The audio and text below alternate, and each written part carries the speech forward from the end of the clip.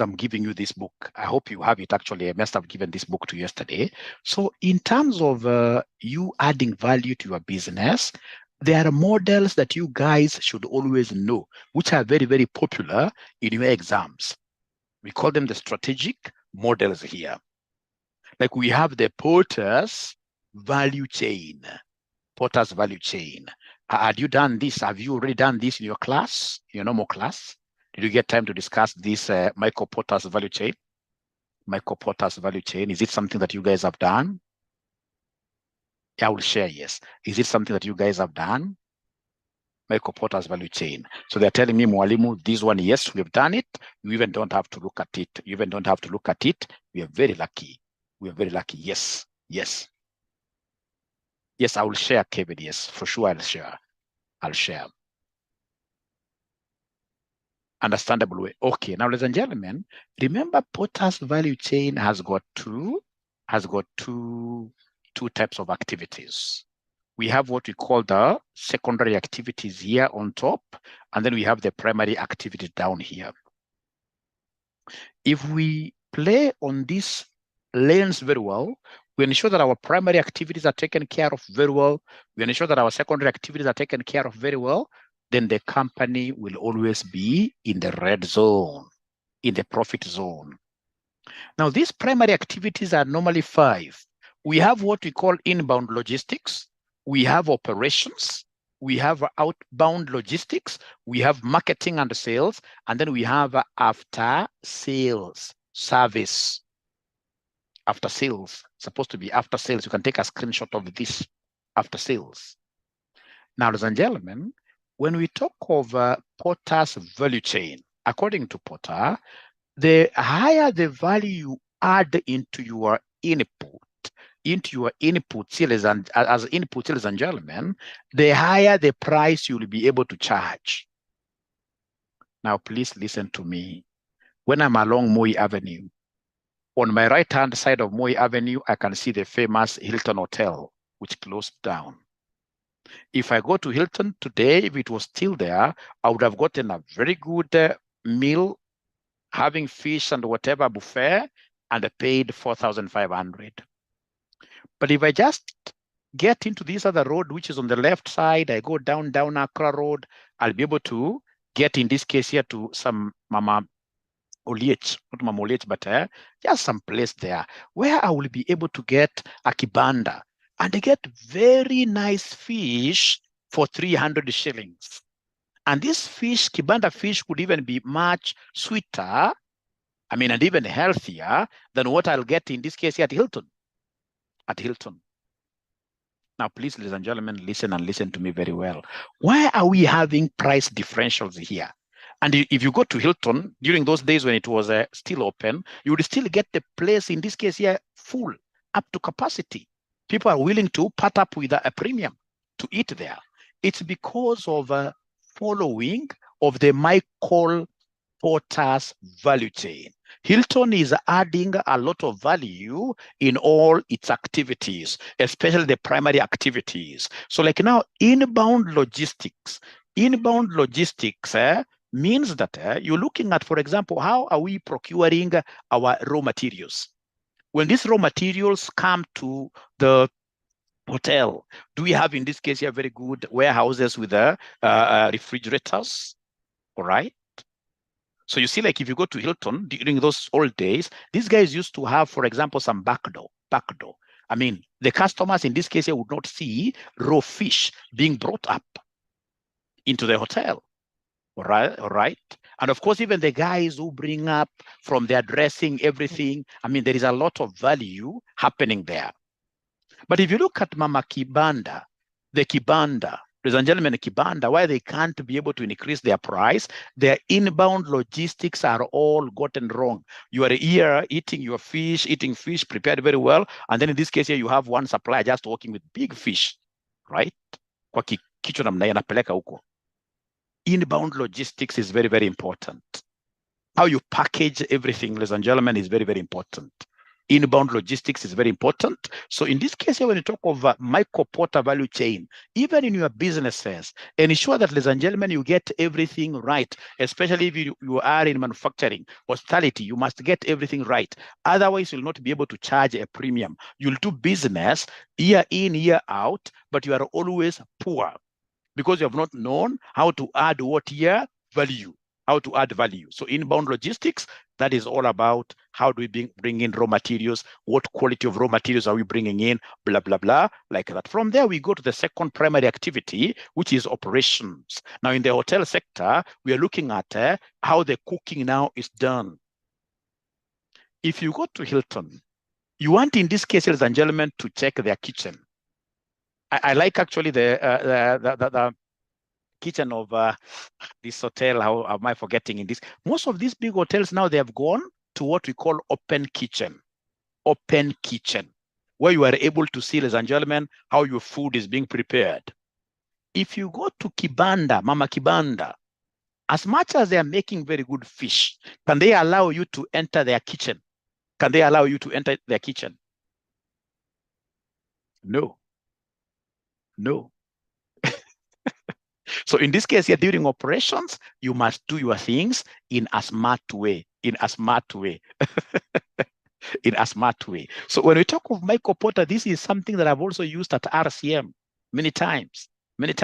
So operations, ladies and gentlemen, please ensure that when you are doing your things here, you should be able to use open door policy. People should be able to see how you are doing your things.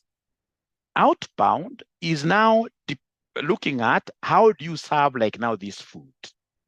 Look at the plates. Ladies and gentlemen. Look at simple things. Outbound logistics. Utapata hapa waiter anakuletea chakula kama na sweat. Yeye mwenyewe amekimbizwa hata juu ya mwingine anamuita lipa, mwingine anamwambia wewe ni fala. Hiyo ni mama kiosk.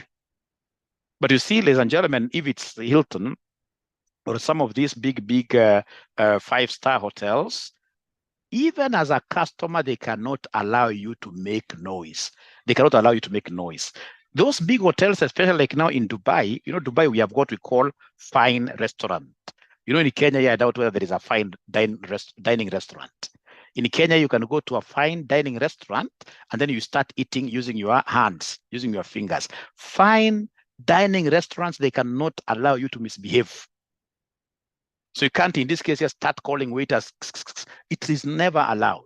Once in this case here, you want to order, if it's something that you are not there is a way you put your cutlery. And then somebody will be able to pick that this guy wants something. All right? That's what we call fine dining. All right? So everybody is at peace. So during this service time, people are happy, everybody. But mama kiosk, the kibanda, there is no value addition. I mean, you would want to finish your meal, even in 3 minutes, you run out because there is a big problem. Hata niliona mwingine amekula mahali pengine, ana sweat, mpaka kwanza anasimama huko nje hata hajalipa. Hiyo ni kwa kiosk. So in that case, then, that explains the price differential. Why this guy at Hilton is able to keep on increasing prices and the mama kibanda hapa ni problem. Hata hiyo price karibu ashukishe chini. So unapata, for example, like hizi duka za chips. Hebu angalia duka za chips. Unapata duka ya chips zile kuna kula kitambo ni 100 bob, paka wale hizi ongeza bei. Whereas KFC, they are increasing the prices every day. And those guys, in this case here, they're having customers who are queuing outside there.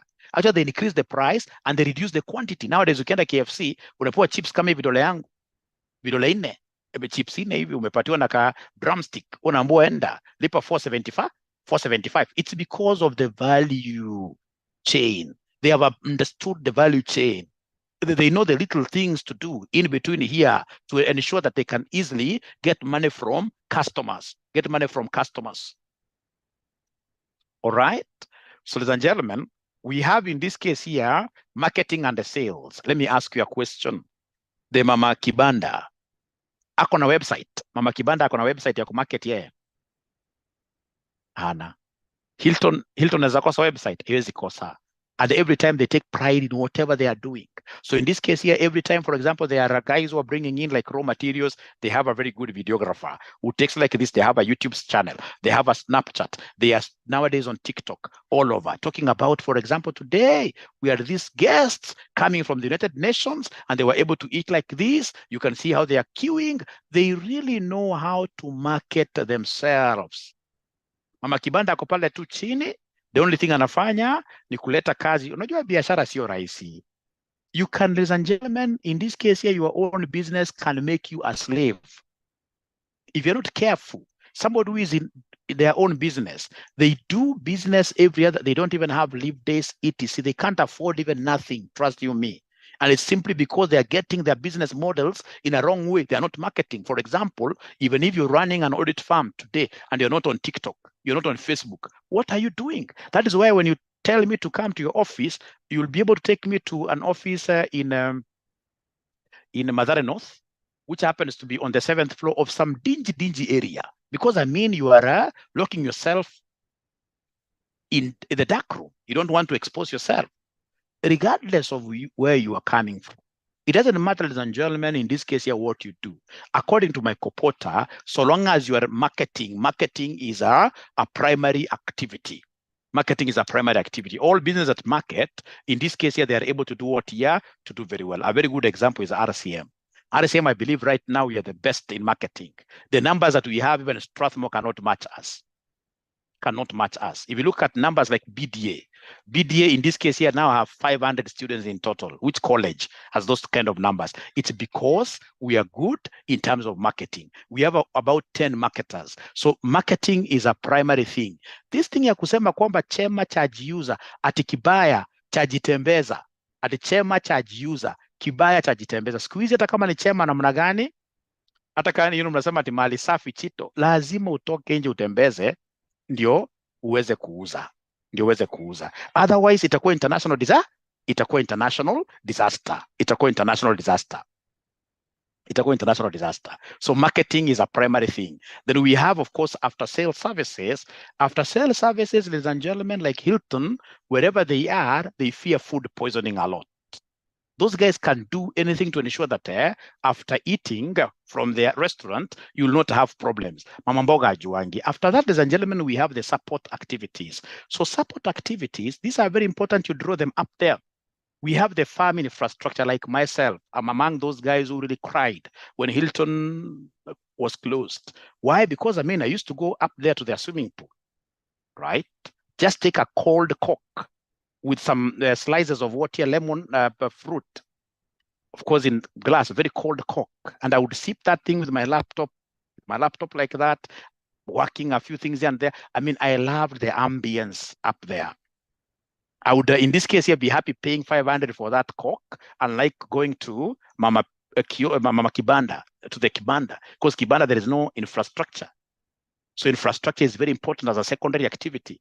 Even if you are doing these other things down there very nicely, ladies and gentlemen, if you don't have infrastructure, if you don't have technology, you must always strive to develop your technology. That is why as a RCM, we are thinking quite broadly. That's why, for example, yesterday, we were hiring primary school teachers. Because now we are getting like this Safaricom black box, which wants to contract us to be able to now push these products, in this case here, to the bigger market, bigger audience. So we're looking at technology. How do we get, in this case, even a better website? All right. How do we make our LMS stabilize? Like this semester, for sure, our LMS has stabilized. Let me ask you a simple question, ladies and gentlemen. The Kibanda kiosk, do they have a human resource manager? Tell me the truth. The Kibanda kiosk, do they have a human resource manager? Do they have a human resource manager? It is the only lady there who is doing accounting, doing everything. No. So in this case, there is no way you'll be able to, human resources are the most important resources of any business.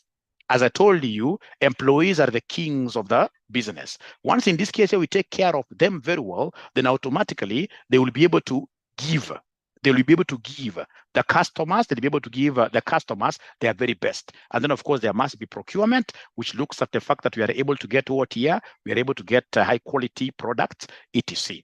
So, ladies and gentlemen, these secondary activities, they are arranged horizontally like this because they serve all this. They serve all this. So should they bring anything about Potter's value chain, mwanzo lazima ukue at a position of drawing this chain.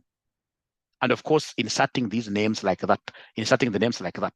And of course, once you have this all right, then this red profit here margin will always be decreasing. Otherwise, you'll find yourselves in losses throughout. So please, if you're in business, this is a model I would always want you to consider. Look at it seriously, like every other day.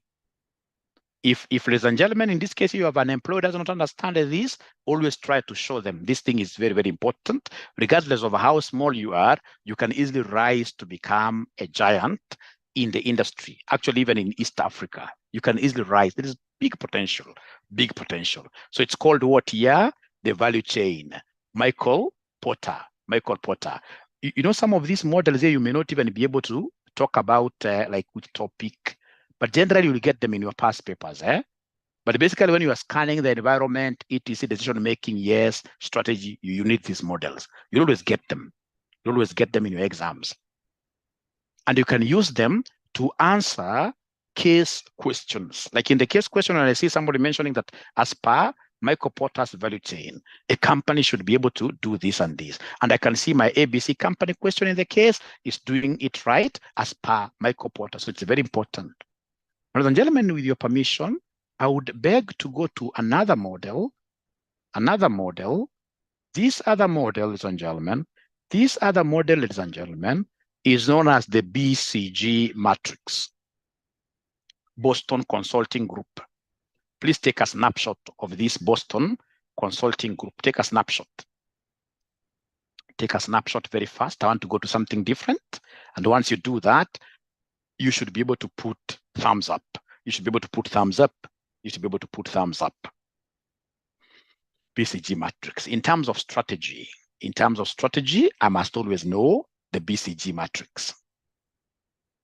All right, so thumbs are up there. This blue thing, I love it, BCG matrix. Boston Consulting Group matrix is another very well-known analysis tool. Note that it is sometimes known as a portfolio analysis tool. And it makes sense to use the BCG matrix if there is more than one product, like supermarkets, in this case here, make use of this BCG matrix.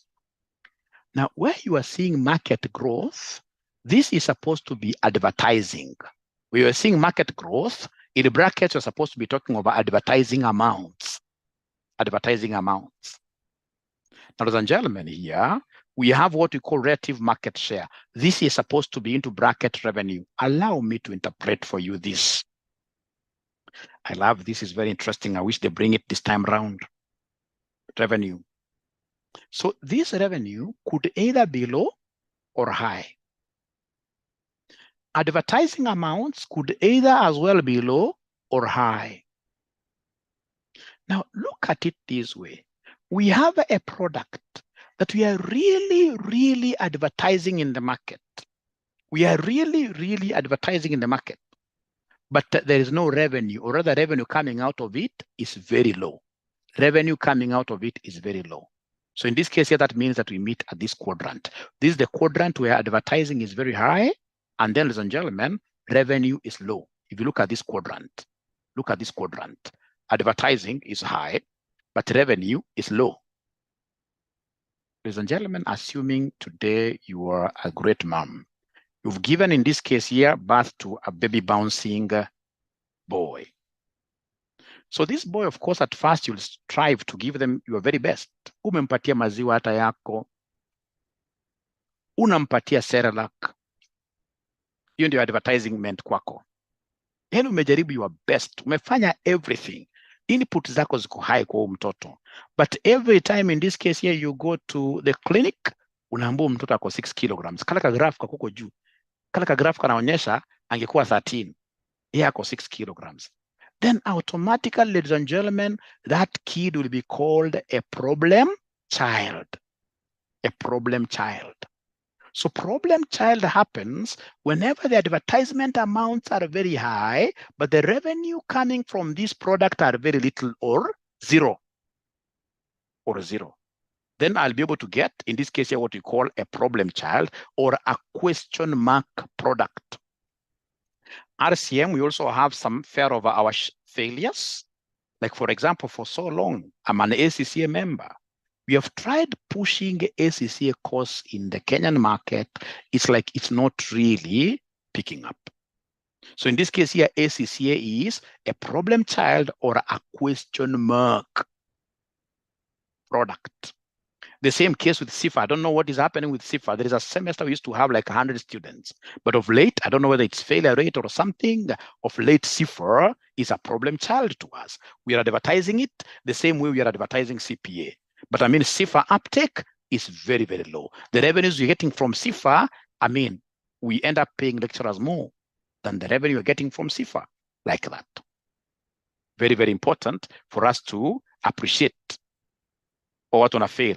Maybe the reason what wanna fail. Now, ladies and gentlemen, if you allow me, I'll be able to go to the next quadrant. How do you interpret this? Let me see this, whether there's anybody who will be able to interpret this star. How do you interpret this star? In regards to advertisement, remember market growth is also known as advertisement. So star, the quadrant star. So advertisement is very something and revenues are very something. How do you interpret this star? So I can see everything to do with the star is high, high, is high, high, is high, high, is high, high. Everything about star, the market growth is high. And then, of course, we have, ladies and gentlemen, the relative market share or revenue is high. And this happens so much a lot. So you get yourselves, in this case here, you are marketing your products highly, and then you are getting God's favor that you're also able to get what here, lots of revenues coming, lots of revenues coming from what here, from that product. Look at, for example, hii sabuni ya mwosho moja. Sabuni ya mwosho moja. Mnaijua? Sabuni ya mwosho moja. Ulikuwa umemarket sometime back a lot. Mnajua sabuni ya mwosho moja? Mnaijua kweli? Ni kama wasichana hapa wajitumia 𝐸𝐟𝐼𝐿, yes. So 𝐸𝐿𝐼 is one of those brands that were really being pushed in the market aggressively, and they were really giving their owners lots of revenue. So then that kind of a product that is being pushed a little bit and it's shining, we call it a star. We call it a star. Like at RCM, our star product is the CPA course. Our star product is the CPA course, because for sure we are putting in lots of resources to advertise it. And we can see every time the revenue from CPA is growing by the day, is growing by the day. But now, ladies and gentlemen, there are other products again. Let me see whether you guys are able to see this, Look at this product. How will you interpret, in this case here, this product? How will you interpret this product? Cash cow, cash cow, cash cow, cash cow, cash cow, cash cow. So the revenues are high, and then at the end of the day, ladies and gentlemen, we are not advertising at all. Or the advertisement there is very little. But revenues coming from these products are very high. Ladies and gentlemen, if that happens to you, then automatically you should be very thankful to your God. Because I mean, this is going against the dictates of the Bible. Because in the Bible, you're supposed to sweat to earn.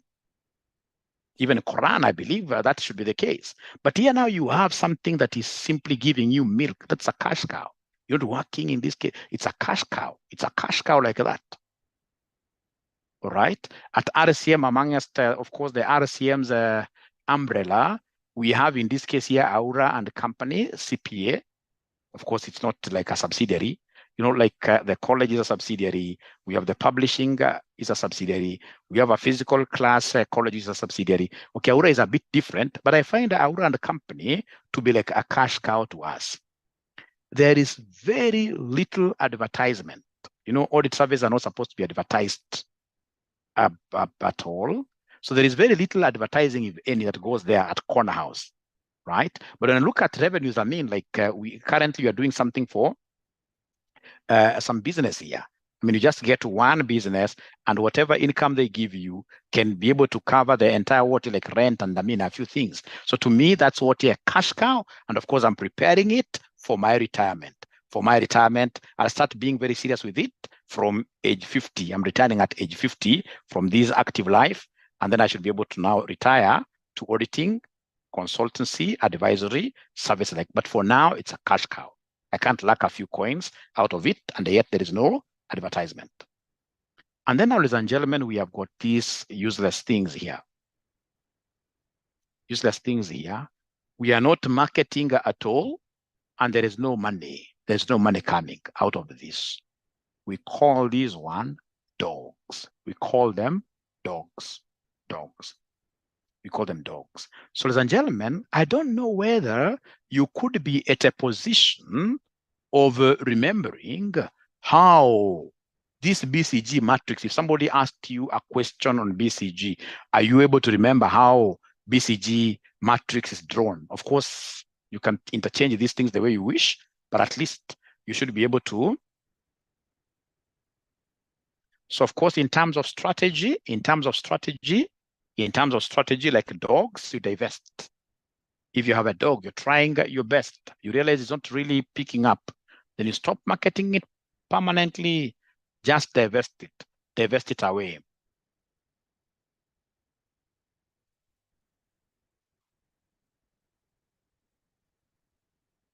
For question mark, if you remember, ladies and gentlemen, this question mark, the one that you're giving Cerelac, just continue pushing it. If you give yourself some time, like a year or two, if you can't push it to become a star, then automatically you let it go to the dog status, and then you divest it. You can't have a question mark product forever. You can't have a question mark product forever.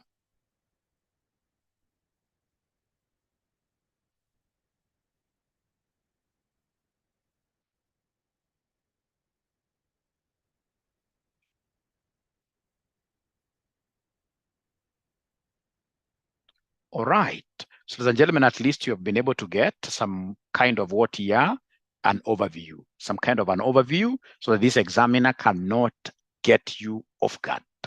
Especially these two models, I would want you to be remembering them in the context of the case. Try to see where you'll be told in this case that this product is not moving. They're trying to market it. Just mention straight away if it's not moving and they're marketing it, it's a dog. Give advice there. What would we expect if it's a dog? I mean, an advice in this case here would be, I mean, whatever little resources you're putting dogs, let those dogs starve. Sell that product so that those resources can be channeled to the star products, Even cash cows, in this case, you would want some kind of little resources. I mean, even if you have said don't advertise, but because they're giving you something, there is maintenance. So, ladies and gentlemen, please, I'm waiting for you to give me. So cash cow, no advertising. Let it die. So can I go to the next concept, ladies and gentlemen, please, with your permission? Remember, it's just a high level. Great. Ladies and gentlemen, there is something that guys normally don't get right. This concept of change management. So change management, I would want us to go to the Lewin's. You know Lewin? Dr. Lewin gave us two things. He gave us what we call the force field analysis, and then there is another one that he gave us. So I would want us to go through force field analysis right there, Lewin's force field analysis theory. Lewin's force field, the force field analysis theory. Analysis theory. Now, ladies and gentlemen, when anybody talks about Dr. Lewin's model, the force field, what comes in this case here to your mind? What always comes to my mind whenever they talk about Dr. Lewin's theory, force field, is our national politics. Because under Lewinian's theory, we shall always have two types of forces. We have the force that is for something to be done. And then we have on the other side, another force which is against, a resisting force. So I'll always think about our national politics, and I'll be able to see the two forces that are always fighting to attract attention of what here? The citizens. Force field analysis. And then remember what Dr. Lewin said, that now rise above the two forces. You are the manager, you are the president in this case. Then you ask yourself, what will you do? You know, these guys in this case, ladies and gentlemen, who are for you, who can take up a bullet on your behalf, the one in this case who are supporting your agenda, they also need to be motivated somehow. They need to be motivated somehow. So you need to, in this case, identify those, I don't know whether they are called 𝐸𝐸s or whatever. These guys use very bad names, but we shall overcome. So identify in this case here the highest sycophant, the biggest sycophant, and ensure that always you are throwing something to them and ensure that they make lots of noise. Spoil them, spoil them, spoil them. And then on the other side of the coin, the resisting guys, ingia battalion yao, get in this case here to their side and steal a few from there. It is Dr. Lewinian's force field analysis model. All right? Because at the end of the day, we'd want to break that resistance so that you can have like 80% of the guys. I'm telling you, if Dr. Ruto today was not using Lewinian's theory, this guy, by today, he would be out of power. But he has known how to use this Lewinian's force field analysis very well. That's why, for example, from January, he's introducing 2.75, going to this, I don't know whether it's shift thing, 2.75%. And you can see these guys are very bright. They are now quiet on the cap. You know, initially they're saying that it should be capped. So if you're earning, say, like 700,000 or whatever amount, 2.75% of it could very easily go to government. I mean, he's introducing taxes left, right, and center. But he has known how to work with especially the two National Assembly houses. I mean, there is no bill coming from the national government that can ever. So he has known the craft of what here? Dr. Lewinian's force field theory. So, ladies and gentlemen, here I am. As I mentioned earlier, the normal assumption is that change will be resisted by employees. And even if it's not resisted very strongly, there is likely to be a period where employees are nervous and there'll be a certain amount of disruption. It is important for companies to try and manage change so that disruption and resistance are both minimized. There are a number of techniques that can help. The first one shown here is Lewinian's force field analysis. We have the forces for change. The forces for change. And then we have forces resisting change. How I wish they took this as yellow. This should be UDA. This should be UDA. And what is your aim as a manager? Aim for the forces resisting change is to weaken resistance. Weaken resistance. Ingia, for example, kama ni hii kitu ya whatever national dialogue, iba ta Kalonzo, iba ya Kalonzo, weka ndani, weka yeye kwa UD or wherever, give him something. Like siku hizi Kalonzo amekataa kuwa watermelon, amenyamaza kabisa. So Lewin says that one side there are forces for change. The assumption is that these changes will set up forces resisting them. It could be just individual employees who object, or it could be more highly organized through a trade union or works council.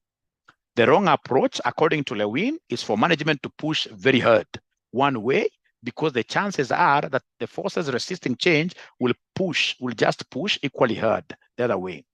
And the whole conflict escalates so that there is a serious risk of industrial unrest and strikes and work to rules.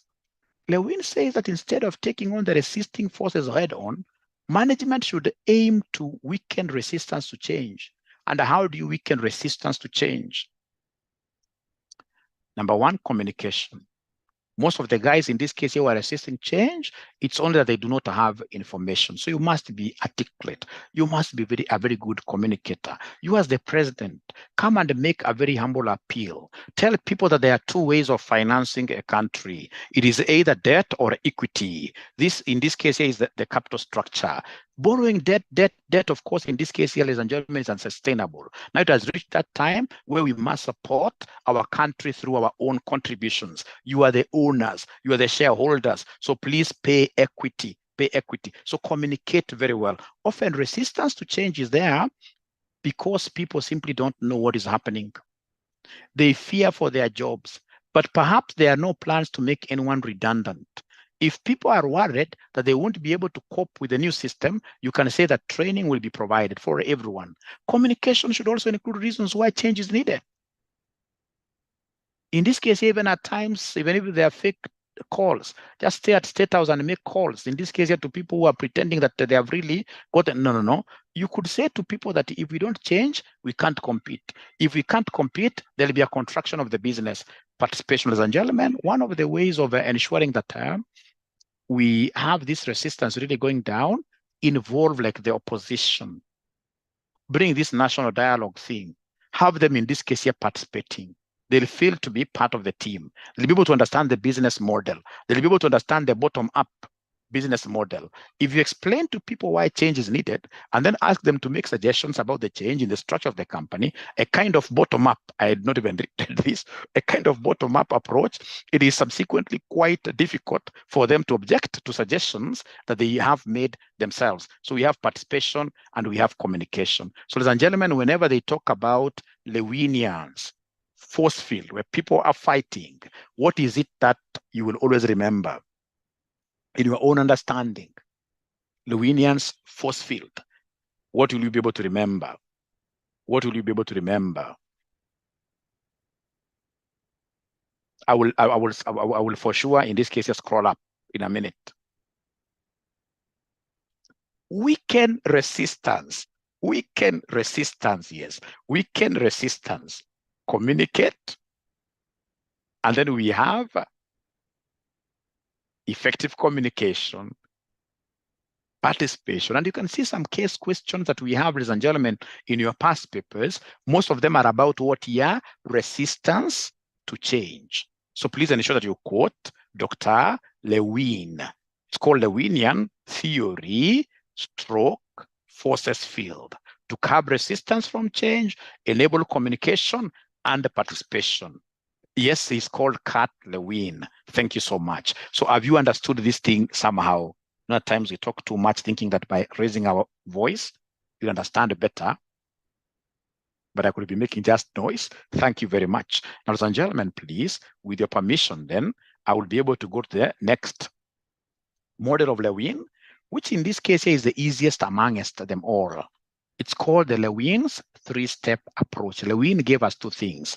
He gave us the force field approach, and he gave us the 3 steps. I like this because where I work, we do a lot of change management, There are companies we have gone, ladies and gentlemen, to install, because I work for a software company. We have gone in this case here to companies here to install our software, and then at times you're even chased away and you are a vendor because employees hate you from the word go. Why do they hate us from the word go? It's because they think that our software is coming to chase them. All right?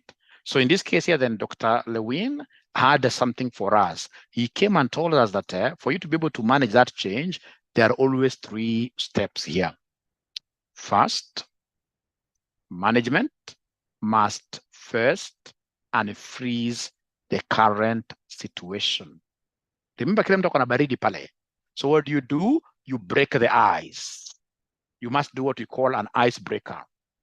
So breaking the ice, tell everybody what is going on. Don't in this case, ladies and gentlemen, hide anything really. No, tell everybody that now where we have reached, we must bring these machines that are supposed to pick tea. Explain to people why change is needed.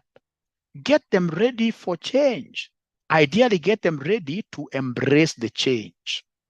So in this case here, you can get your ice from the fridge, and then you say, I'm breaking this ice. I want this thing to be a liquid, because it is when it is a liquid that now change can happen. You know, if you're a liquid, it can go anywhere.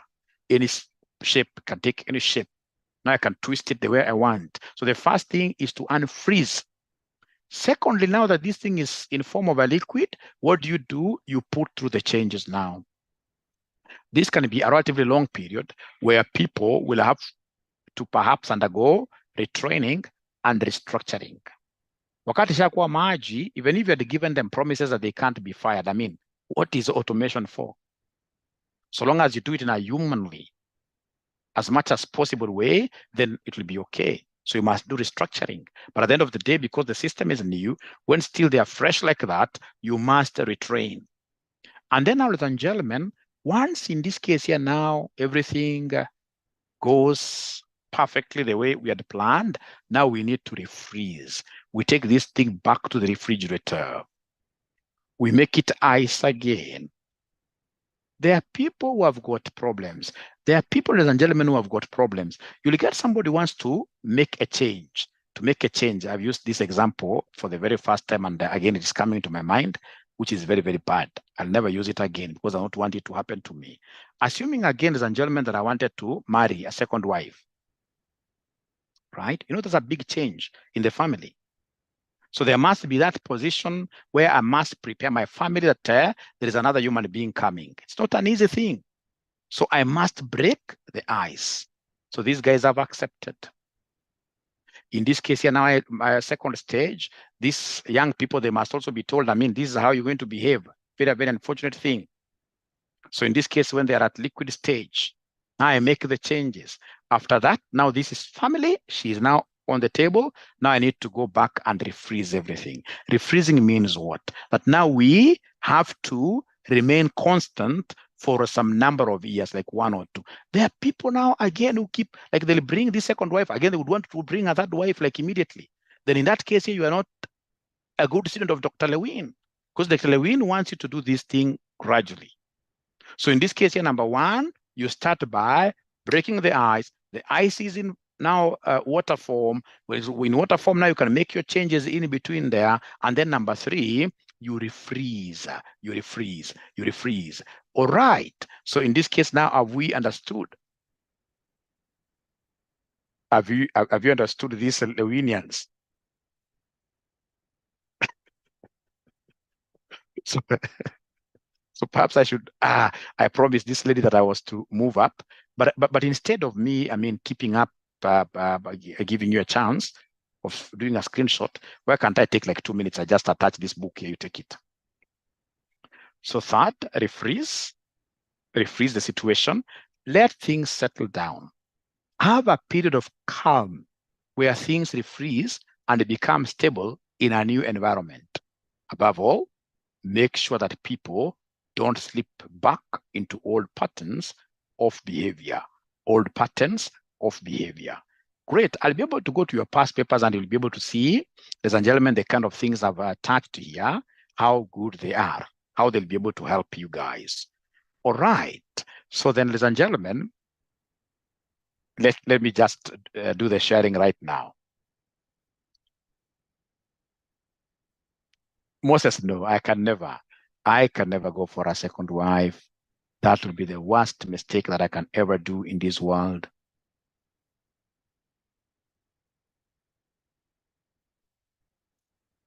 Worst mistake. In this economy, you'll not be able to give your kids the very best.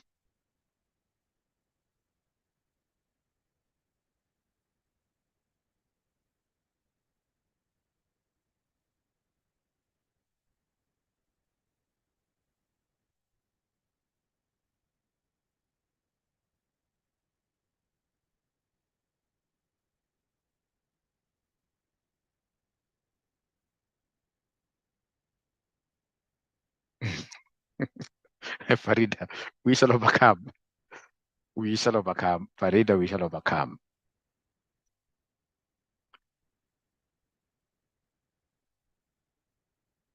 You know, getting married to somebody like me will be a big disaster.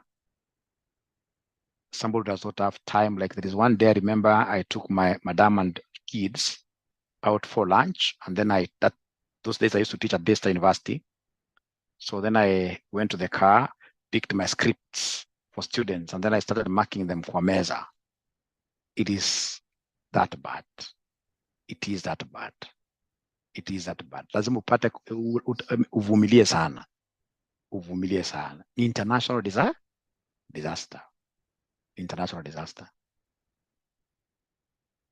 Wanasemanga watu wako workaholic. Even where I work, people wonder I work because I'm able to do things at night. I'm really focused on my job. I'm really focused on my job.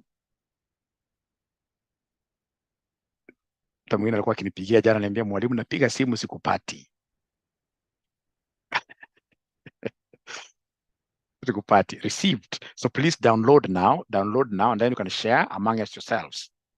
You can share among yourselves, including students in other groups. Yeah, Rosemary, you're right. That's one of the things that I struggle with.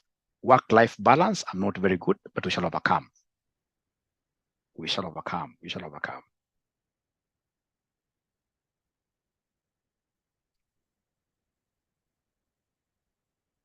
And mine is very bad to the extent that, for example, when we are closed, like now over December, I must look for neighbors around here who have children in secondary school. I start teaching them for free because I even dream at night teaching. Mine is at another level. I can't stay like for 2 weeks without teaching. So I don't know whether it's sickness. I must be having a problem. Yeah, like the other time I was teaching your children for free, primary school, kids. Bibi atapotea, hawezi potea. Bibi nimempatia mali mzuri hawezi potea. It's passion, yes. It's passion, yes. And I know it will take me to places. Yeah, for society. That is it, yes.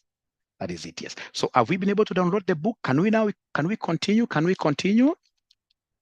OCD can exhibit in different ways. I don't know whether it's OCD, but I love my job. I love my job. Great. So can we... Gladys has not seen it. Somebody sent to Gladys. Maybe Gladys, you can put your number here and then somebody will be able to share with you. Somebody will be able to share with you. Share the book on WhatsApp.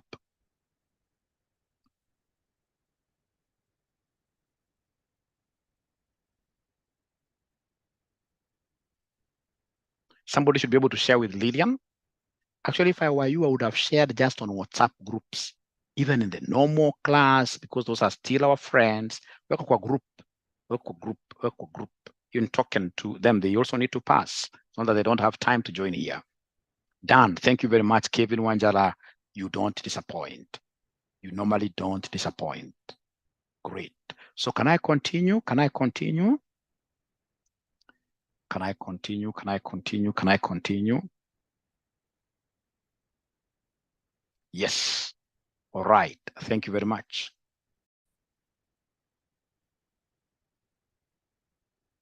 When we talk of projects, like at my workplace, ladies and gentlemen, we do lots of projects. We do a lot of projects. And these projects that we have, how would I call them? If, for example, today we got a job to install our software at KCB, so then that automatically becomes a project. Why is it a project? Ladies and gentlemen, this is not something that we do like every other day.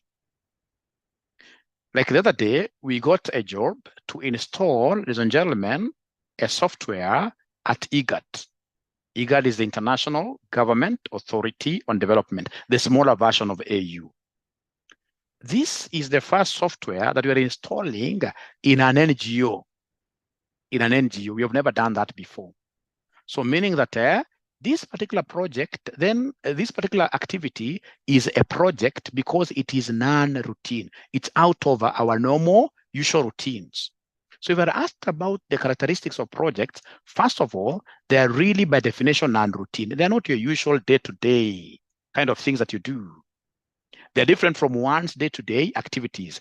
They will have specific starting and end points.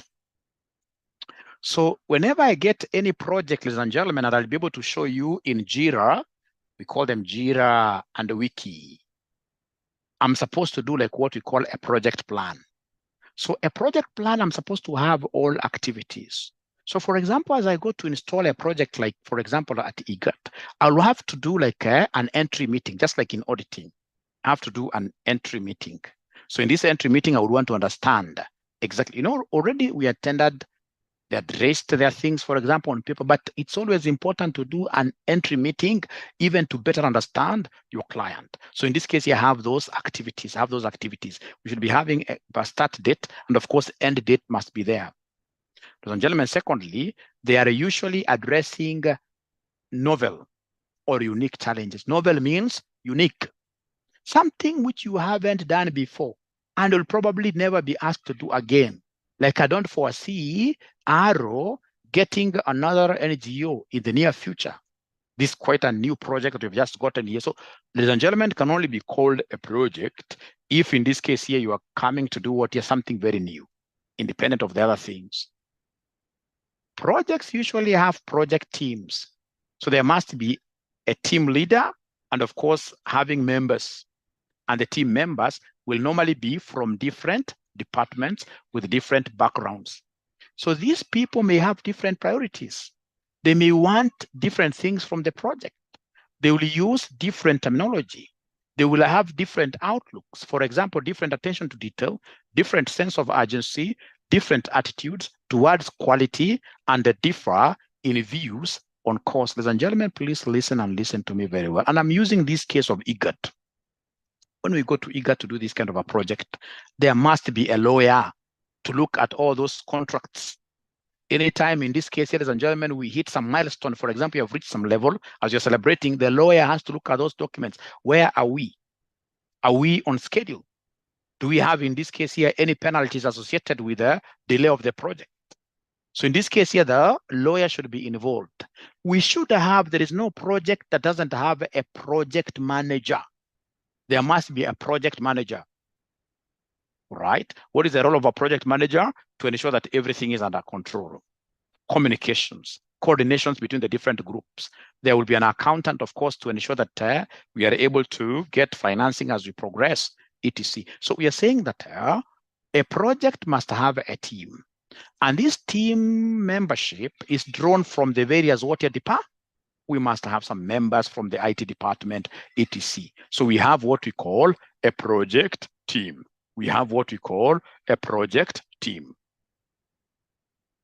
Now, ladies and gentlemen, the other characteristic. Fourthly, for most projects, though not all, there is no benefit until the project is finished. Just like, for example, you start doing a building. This building you're doing is a project. You can't tell me that you'll start, in this case here, you'll start earning when the building is half. Are there people in this case, ladies and gentlemen, who normally start renting out buildings when they are still partially complete? I hope they're not here. I hope they're not my students. Because this being a project, I have to do roofing. I must do the entire finishing. And then I should be able to start letting out a complete house after I get a certificate of occupation. Otherwise, we normally get ourselves into various risks, all right, without knowing. Unapata tu nyumba imekuwa half, unaweka watu ndani, ile siku moja jamaa anafanya mawe kutoka juu, pangala kichwa ya mtu, and then you are told to give this family 20 million. You start stressing out, you die. And I'm the one who is teaching you advanced financial management. Why can't you just take this land and whatever, where you have reached this house, if you have a credit history, go and take a loan and just finish the entire house nicely? Because construction has got its own fair of what here? Challenges, risks. All right. So in this case here, the project can only give you fruits if it's fully complete. Now, ladies and gentlemen, I know there are other characteristics. I would want to see whether there are students who can remember the characteristics that I've given them there for projects and even give me their own characteristics. I'm giving you 2 minutes. I'm giving you exactly 2 minutes. Projects.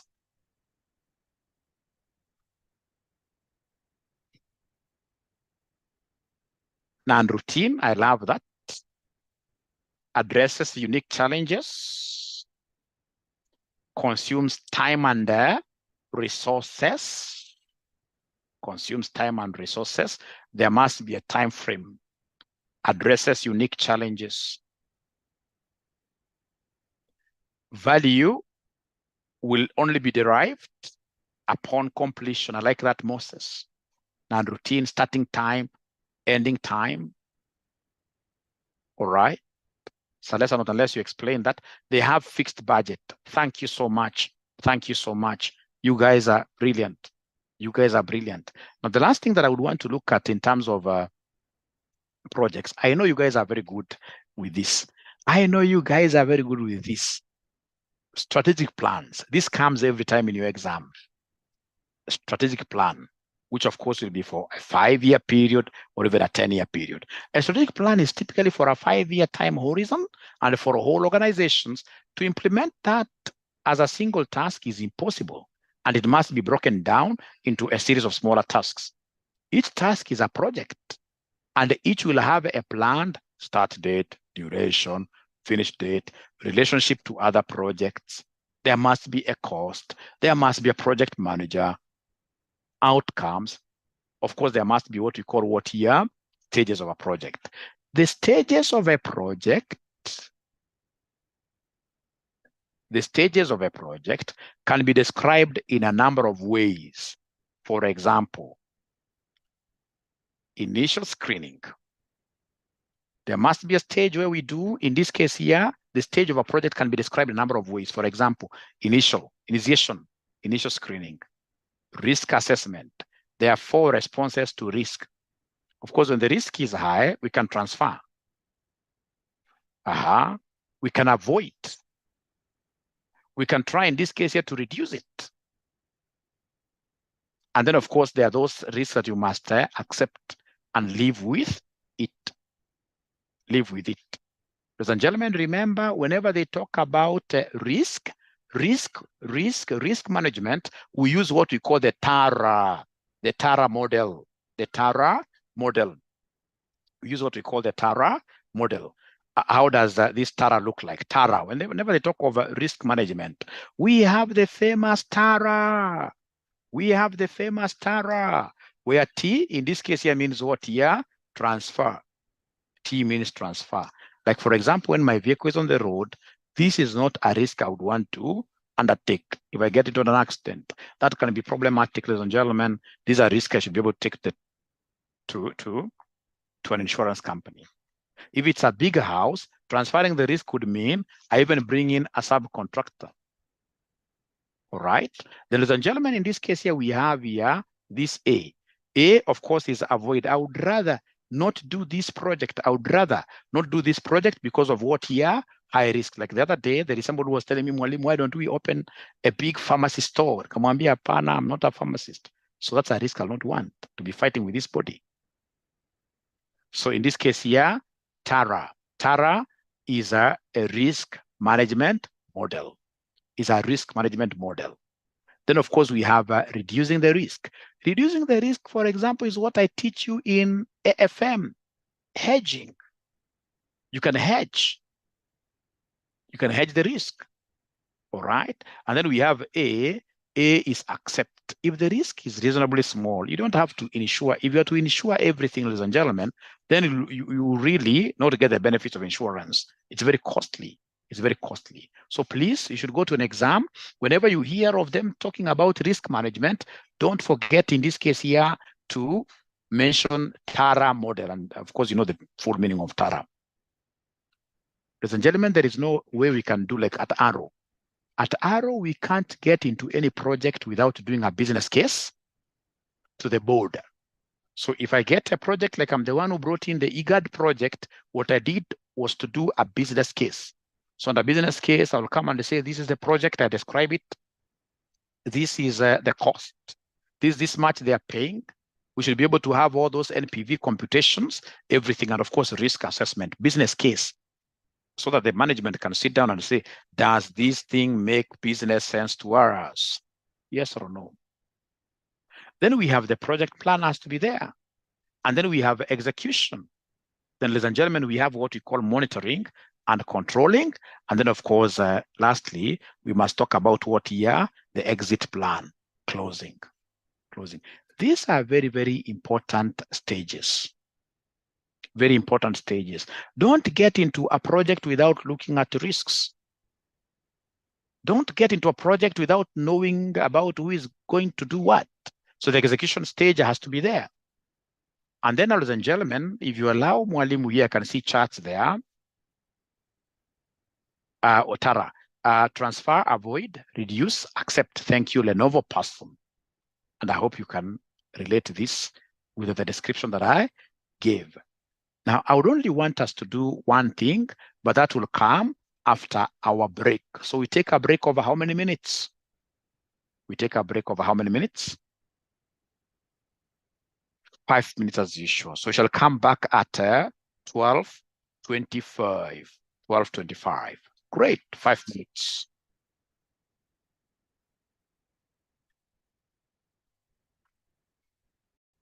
We've spoken about, there are things that this examiner will always ask you. What is the difference between monitoring and evaluation? What is the difference between a project and a program? So we start with monitoring and evaluation. We start with the monitoring and evaluation. We start with the monitoring and evaluation. Difference, is there somebody who can give me key differences between monitoring and evaluation?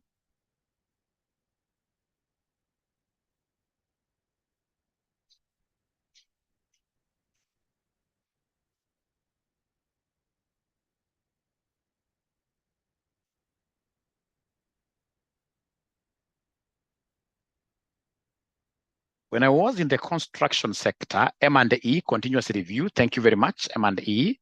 When I was in the building construction over 20 years ago, I remember I was a clerk of works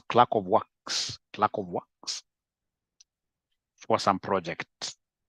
It is during those days that I knew the difference between monitoring and evaluation. The word monitoring means that this is continuous. Every day I'm reviewing. I'm the investor's eye on the ground. So I'm doing monitoring. What is the contractor doing here? Have they mixed, in this case here, this concrete in the proper ratio? Is it a 1:2:4? If it's reinforced concrete, or is it just the one for the normal slab, 1:3:6? So monitoring, like Faith is telling us there, is continuously keeping track of what you are doing. So this monitoring is normally done by internal persons. Even the contractor himself, this contractor must be having the team leader, who is just a manager at the top, who is looking at what these other guys are doing. So they are monitoring every other day. They are tracking the progress to ensure that everything is under control. Evaluation is very, very periodic, and normally evaluation comes with a milestone. So in construction industry, once you finish the substructure, you've done the substructure nicely, you've excavated 4 trenches, you've been able to lay down your foundation, you've been able to lay down your foundation wall like that, you have even covered everything with a slab like that, you've put everything there. Then now you call an external person contracted by the owner, an external person like an architect, like an engineer, civil engineer, depending on the size of the house. If you're doing like a kibanda kind of a house, don't start calling engineers. All right? So for evaluation is basically very periodic, and it depends on the milestones. So when you do, for example, something like this, you are told at this point, there must be evaluation being done. And remember, evaluation is always important that there must be a certificate that is issued by this external consultant. It is this certificate that, for example, the contractor will use to do his invoice. And I would want to play some little video for you. Here. It's my hope that you guys love cartoons. It's a 2-minute video. Please be keen.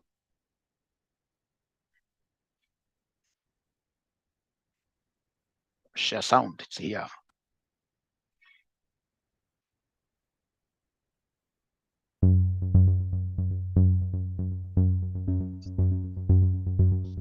ME stands for monitoring evaluation.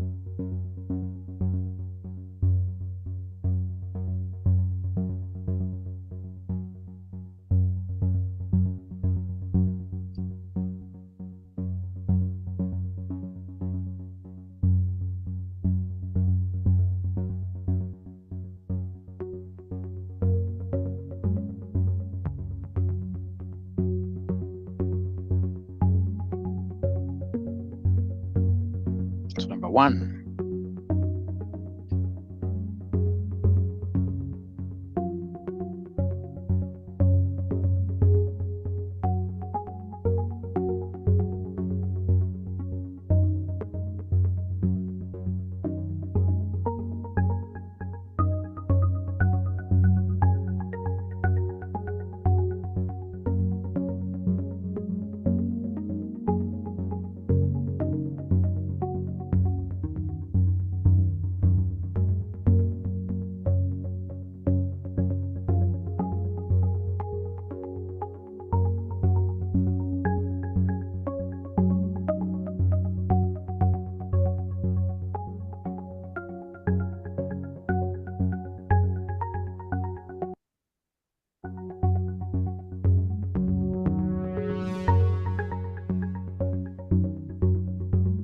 All right, ladies and gentlemen, that is the end of this thing.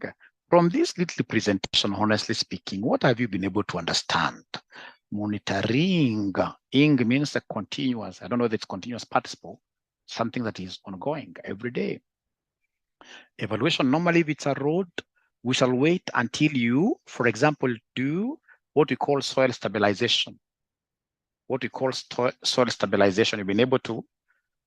Unajua kwa engineering iko mambo mengi sana. Unajua for example kwa engineering barabara ikuangi flat.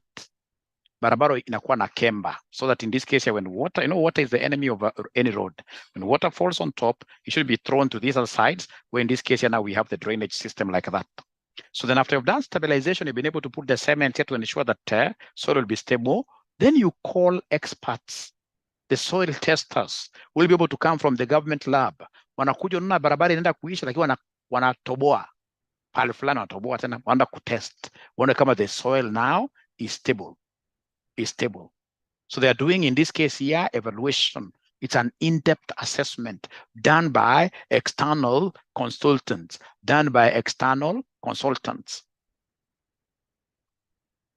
at least that one ikija, utapata something. Si ni ukweli? At least that one ikija, utapata something. The one that I know many guys do not know how to differentiate is program vis-a-vis what year? Projects. Program vis-a-vis projects. I'll give you 3 minutes. You try giving me the difference between a program and a project. A program and a project. Not many students know how to differentiate this. A program and a project. A program and a project.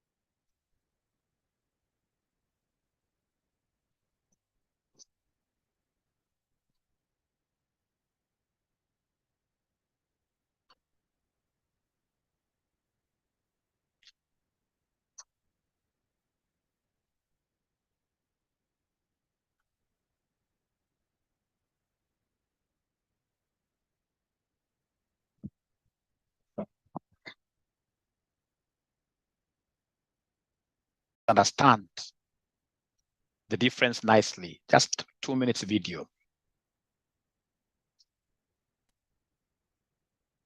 Is not something that's going to take a lot of kind of brain power to consider, but it's really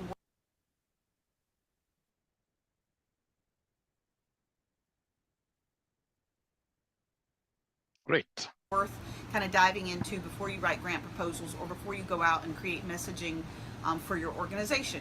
So let's just simply look at the difference between a program versus a project. The easiest way to define the two or differentiate the two is a program is something that is ongoing. So if you have an after-school program, it runs, it's an annual program, even if it stops for the summer, if it's something you do consistently and it's an annual or seasonal thing, then that would be a program. A project usually has or always has a set beginning and end date. Now some people say, well, our after-school program begins the first day of school and ends the last. That is different because if you're repeating it every year or every school year, then that is a program. Project, definite beginning and end date. Some people will say projects are short term. That is usually the case, but sometimes projects take longer. If you're working on a capital project or a construction project that might take a couple years, well, it's technically a project, but it's not necessarily a program. It's a beginning and an end date, and you have an end result, which is usually a product. So when you think of a program, you think of the people, and a lot of times a project might be an end product or an end result there as well. So program versus project. And you may say, okay, why does this matter? If you are writing a grant proposal, some grant donors will say we fund programs. Others will say we fund projects. You need to be able to define what yours is and be consistent in your terminology throughout your proposal. Now that being said, you can get creative. If you have a program, then each line item could specifically align with a project. So I'm going to give you a quick example of something I would do to raise dollars for an after-school program that I managed for many years. The after-school program had lots of different components, from academic to cultural to enrichment, all kinds of things. And many of the small grants in the community, maybe small community foundation grants, only wanted to give Great. 500. I think, ladies and gentlemen, from whatever we've been able to hear from this great lady, can help us understand this difference very well. All right. When you go to the United Nations in this case here, they have programs. For example, we have what we call HIV and AIDS. They have a unit there. They have a program on security management, where in this case here, we have a team of people. When this team of people reports at UN, then they talk about security every other day. The department is hiring like that. So that's a program which basically is long-term. All right. Ladies and gentlemen, when it comes to project, of course, they are ad hoc. They have a start time. They have, in this case here, an end time. All right. These are not our usual day-to-day thing. These are not our usual day-to-day thing. So whenever we talk about program, and I'm so happy to see that you guys are able to basically, you are able to basically give me the differences. That is so nice of you. That's so nice of you. At least this one, we are comfortable. Project can be managed by outsourced personnel, but program is internal. This is very good. Project, you can bring in, for example, if you have a housing project within UN, you're going to outsource that entire thing. But if it is the security department, it's being done by internal people. I love this. Very good points here. Yes, a program can also be a collection of what here, projects from what that lady has told us. But of course, a project then is a standalone thing. A project exists for a short period of time, while a program is continuous in nature. I love this. Thanks, Mercy. A project is a group of activities focused on achieving a specific objective. Programs are permanent, continuous activities. Projects are what are temporary. You guys are very good. Project is time bound, while a program does not have a timeline. Project is a single focused effort. A project consumes resources, while a program guides on how resources shall be managed. That's quite complex. A program is a collection of projects. I think with whatever I've been able to read and whatever we had that lady mentioned there, we are set. So the only thing that I would want to show you guys before I release you, I would simply want to show you something very small here called a business case. You must have seen a situation where the examiner wanted you to define what a business case is for the projects. So I hope you are able to see You are able to see my screen. So a business case should be prepared for any project. This will show how profits can be increased in a profit-seeking organization, or how service levels could be improved in a not-for-profit organization. So at the end of the day, ladies and gentlemen, you want to show that this project is profitable. So then in this case here, the possible techniques that you can use, you can do a cost versus benefit. It's going to cost us 10,000 and the company will be getting this as benefit. You can decide to use net present value. You can decide to use sensitivity analysis. What if this changes and I'm calculating my profits there, forecasting techniques, expected values. I can as well use decision trees to help in this case here, buttress my arguments to these bosses. So we are told here, ladies and gentlemen, that usually costs are easy to budget. However, often benefits are intangible, such as customer service level, and are much more difficult to quantify with any precision. Now, ladies and gentlemen, in this case here, I don't want to read through this, but I just wanted you to appreciate here that concept of what here, business case, basically where you're supposed to kind of justify. Does this project make business sense to the board? If it doesn't, then these guys will be able to reject that. And if you don't mind as I disappear, it's important I speak about this project initiation document and the project plan. So project initiation. The project initiation document addresses who, why, when, how, what. It's an immensely important document and accomplishes the following. It defines, in this case here, the project, its scope, and its deliverables. It also, just like in the business case, it also justifies the project, the cost-benefit analysis, the risk analysis. It will help us, in this case here, secure funding for the project. It defines the roles and responsibilities of project participants, the sponsor, the manager team. It gives people the information they need to be productive and effective right from the start. Assignments, schedule, human resources, project control, quality control, etc. Ladies and gentlemen, a project initiation document is an extension of the business case that you give the board. Although now this one is beyond the board. Now here, ladies and gentlemen, you are basically addressing the stakeholders here. And you would want, in this case here, to have a definition of the project. You must justify why are we doing this. You must always keep on doing this justification. This thing will help you secure funding. It goes ahead to define the roles and responsibilities of all the project participants. It will be giving people information they need so that they will be productive for coordination purposes, etc. etc. So the project initiation document defines the project. It sets out the scoping. The scoping is normally done there. Only by setting out deliverables in advance can we possibly judge after the event whether the project has been successful or not. It justifies the project both in terms of cost, benefit analysis, and also risk analysis. Remember, a project could potentially show substantial benefits, but if it was at a very high risk, we might prefer not to embark upon it. If necessary, we have to secure funding for the project to see it right the way through, bearing in mind that most projects yield no benefits whatsoever until they are completed successfully. Of course, ladies and gentlemen, you'll always get these kind of questions. Like you'll get somebody asking you, what is a project initiation document? What will you be able to tell them, ladies and gentlemen, you great students? What is a project initiation document? People who are in monitoring and evaluation, they call it the PID, project initiation document. What will you be able to tell me is a project initiation?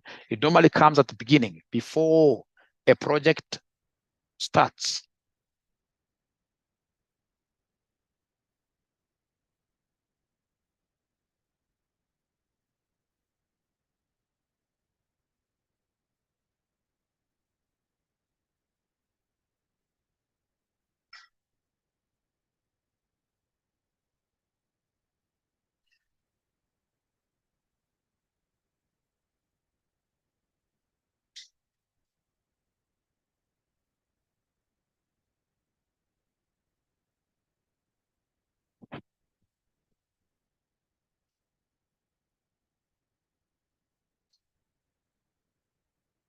project initiation document, which basically forms a very good foundation for your business project plan, for your project plan, for your project plan,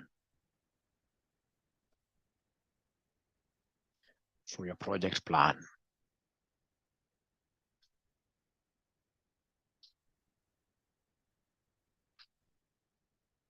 Initiation, from the word initial, you're initializing the project. You're initializing the project.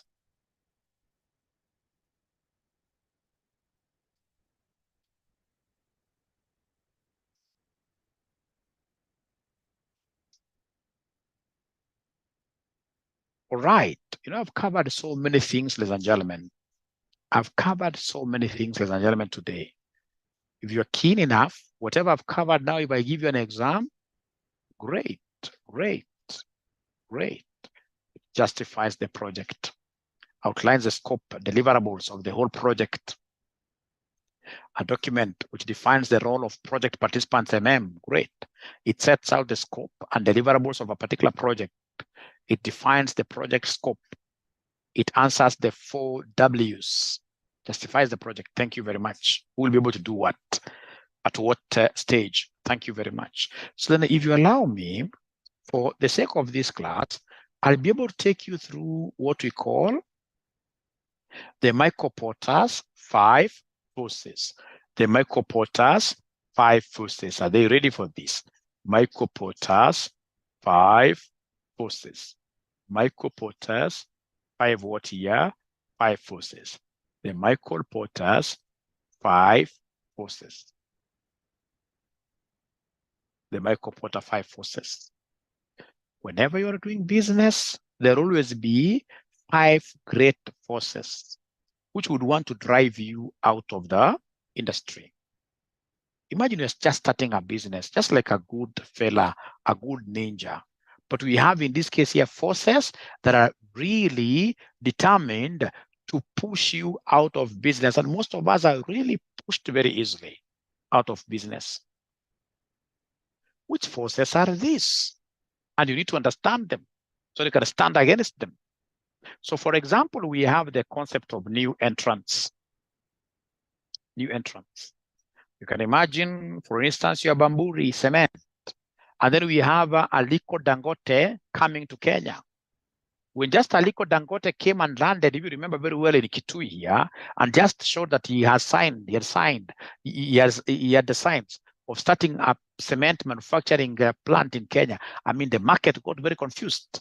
He even went ahead to say that, you know what, my cement is high quality and I'll be able to do what you to charge 400.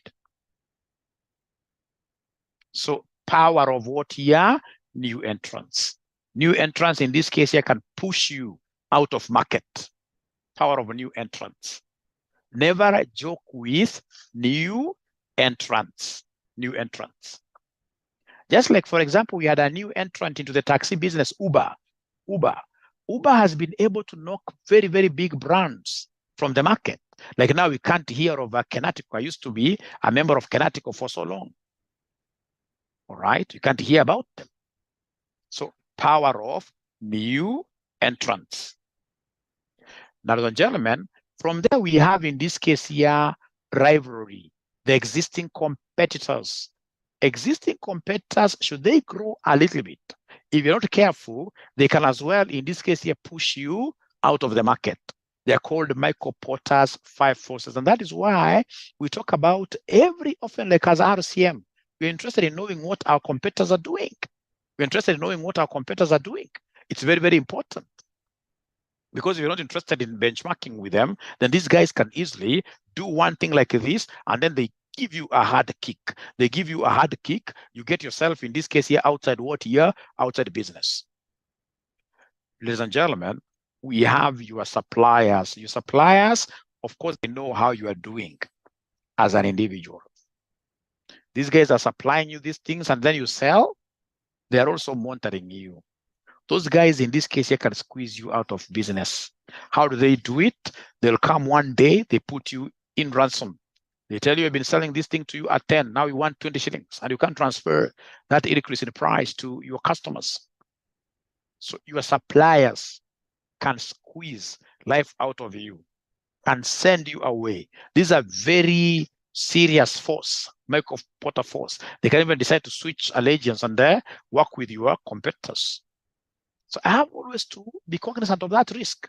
It's important. I should be cognizant of that risk that these suppliers of mine, even if we meet and take a kanyama choma, one day they may decide to throw me under the bus. So as I think like that, I'm always told that I should diversify my suppliers base. Never ever be happy. If you have one supplier who is supplying you like 30% of your commodities, of your raw materials, you will be in trouble. Try in this case to advertise and have a threshold that at any given time, I must have like 20 different suppliers. Even if one of the suppliers is your brother, there's a big risk there, a big force there, a big force there.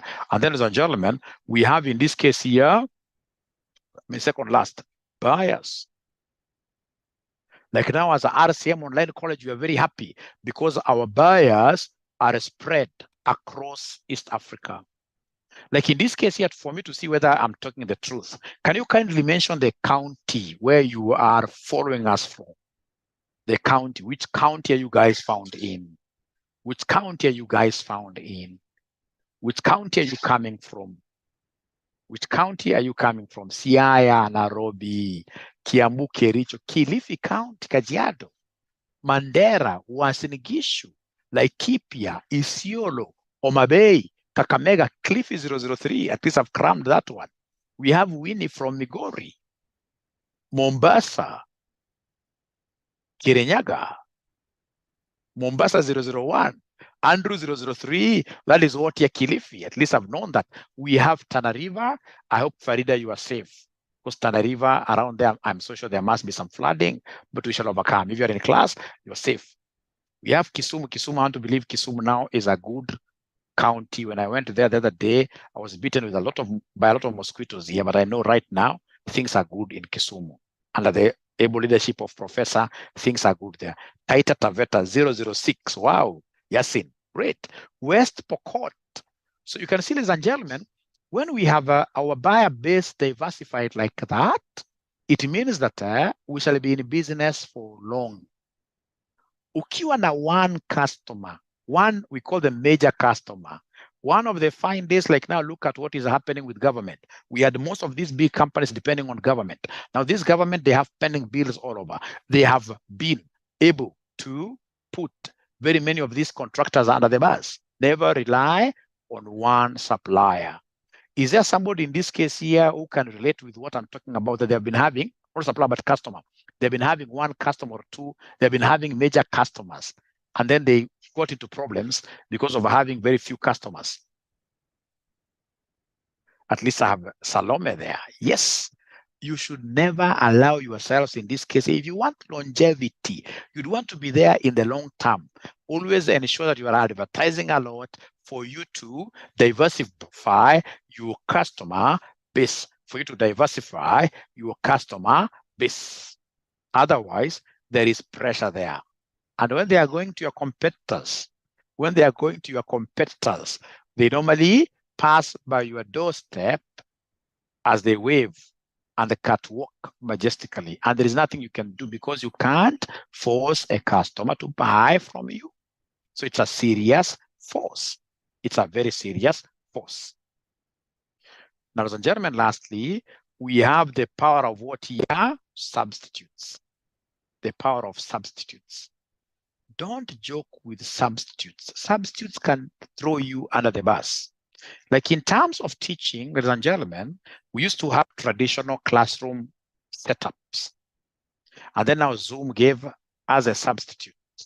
And for us, we jumped into Zoom. And I want to believe anybody who was left with the physical colleges, most of those guys are really suffering. So substitutes can come and take over. Even universities are normally passed by some universities, like, for example, Embu University, and I can see those guys, ladies and gentlemen, they are doing what here? Those guys are still putting up big, big buildings. No, in the next 20 years, ladies and gentlemen, we shall not be having physical colleges, not even for medicine. in the next 20 years, people will be studying from home with those virtual reality lenses. Remember, when you have a virtual reality lens, you'll be able, virtual reality, like this traveling. If I have a VR lens, and I'm connected to those softwares, I'll be able to take a tour to Egypt. I'll be able to go, in this case here, to Egypt. In this case, observe those pyramids, etc. I mean, things are changing. Like when you wear these VR goggles, you'll be able to get a dummy customer, a dummy patient, and then you are able to do operation on them. Like if, for example, like now next semester, we are introducing this VR service, and I would want to give VR, 4 of them, to individuals who will help me do some research. I'm doing some research, which I would want in this case here to give to government. I hope I can get even some funding. Strathmore stopped having pure online classes with this training season. Yeah, I am. You can see.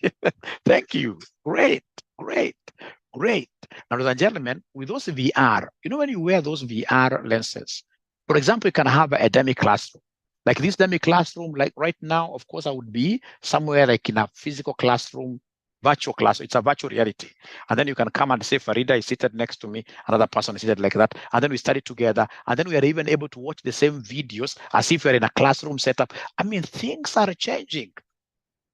Like right now, let me tell you something, ladies and gentlemen. By 2030, if you will not be literate, if you will not be having digital skills by 2030, you are not going to be working. Digital skills by 2030. If it reaches 2030 and you don't know advanced Excel, reaches 2030, you don't know the basic digital concepts here. For example, you can't do like basic website. You don't know how to do these remote jobs. Like myself, I'm working remotely. All right. By 2030 technology is taking over, and you guys will come to tell me. Like the other day, I was, it's already 100. I was in Dubai. I mean, in Dubai, things are happening there. The transportation, everything in this case is being run by water technology. If they bring that model here, like policemen, say 10,000 of them will not be having what to do. And of course, by 2030, LinkedIn says 85% of work in 2030 is not created. No, I'm not understood. 85% of work in 2030 is not created now. I'm not so sure of what the sentence there is not very clear. Moses, you may reach out to me later. So in this case, ladies and gentlemen, the power of substitutes, that we are having robots coming. These robots are going to take over our work because they are substitutes. There is pressure there. And that is why if I were you, I would really work so hard. Even myself, like right now, I'm studying so many things. At night, I'm not sleeping pretty. I'm not sitting pretty because I know by 2030, I will be irrelevant. But if I work so hard and become among the few to have broken the ice, then I will be in the money, because they're telling us that by 2030, it will be a knowledge economy. By 2030, we will not be very knowledgeable. The way we have now moved from industrial revolution, we moved from agrarian. Now we are going to, there's a time they told that oil is the engine of the economy. Oil, in this case here, was wealth. Any country that had oil, in this case, ladies and gentlemen, was very wealthy. Now we are going to knowledge economy. A knowledge economy, knowledgeable individuals like myself will be very rich. Amen to that. I'll be rich. And if you will not be knowledgeable, you will be a chokora. Sorry for using a very, very bad term. We must strive with this YouTube and many other, like now I'm here as your mentor. We must strive to get knowledge that is beyond, because substitutes are coming to take our jobs. Thank you so much. Be blessed. I'm looking forward to now getting into past papers so seriously from tomorrow. I just wanted to videos. I'll tell you in the group. Sanane, we are having our AFM